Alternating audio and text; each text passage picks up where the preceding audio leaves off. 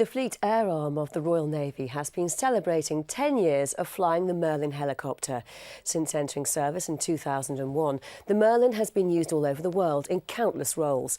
Today they celebrated the aircraft's achievements at its home, RNAS Culdrose in Cornwall, from where Tim Cooper reports. The Merlin has very quickly become the workhorse of the Royal Navy, happy transporting Royal Marines like these members from 40 Commando on board RFA Argus, tracking submarines or launching Stingray missiles. Today at the Royal Navy's home for Merlin, RNAS Culdrose in Cornwall, industry representatives and the media were invited to celebrate a decade of service. This helicopter is probably the most versatile helicopter in the UK's inventory in terms of its lift capability, its mission system fit. It's capable of a whole host of roles, and sometimes has been referred to as a Swiss Army knife of helicopters.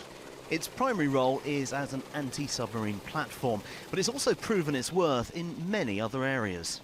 We've also got aircraft out with Type 23 frigates in the Northern Arabian Gulf protecting the oil platforms, and there's another aircraft with HMS Somerset right now as we speak conducting counter-piracy operations in the Gulf of Aden.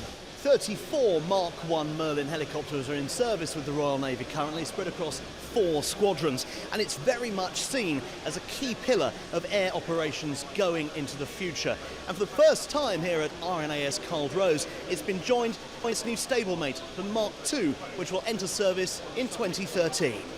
The new Merlin is basically an update of the Mark I, subtle changes rather than revolution.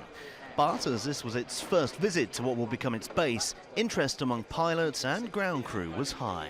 We're using the Mark I, effectively airframes. Okay, they'll go in for conversion to Mark II and have the obviously the new screens and all the new software.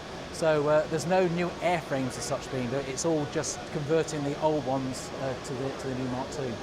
The main change is the technology on board. Out go the late 90s PCs of the Mark I to be replaced by state-of-the-art touchscreen panels on the Mark II. Elsewhere, Culdrose uses cutting-edge technology to train the next generation of Merlin pilots and rear crew. Fully integrated flight simulators can be monitored by experienced personnel, and the training scenarios changed on the fly. The Royal Navy's Fleet Air Arm is very proud of its Merlins, which will continue in service until at least 2029. In an era of defence cuts, which has seen the senior service trimmed of its carriers and harriers, it's one bit of kit that's here to stay.